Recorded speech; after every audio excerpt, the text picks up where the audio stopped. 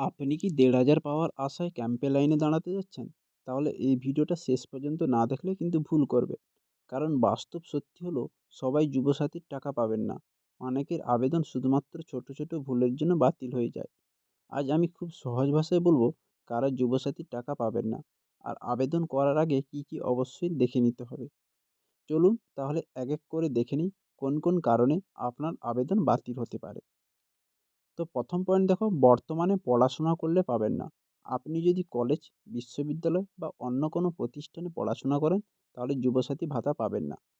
Second, সরকারি চাকরি থাকলে পাবেন না। রাজ্য বা কেন্দ্র সরকারের স্থায়ী চাকরিতে থাকলে এই প্রকল্প আপনার জন্য নয়। ৩ নম্বর, নিয়মিত বেতন থাকলে পাবেন না।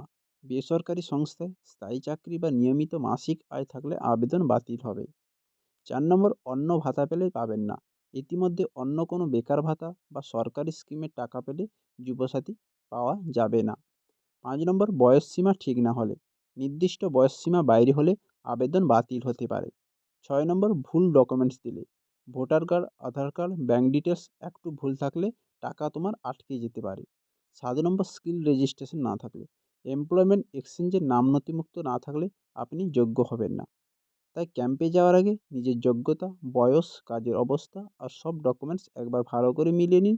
না হলে সময়ই নষ্ট হবে, লাইনে দাঁড়িয়ে কষ্টও হবে, কিন্তু ফল পাবেন না।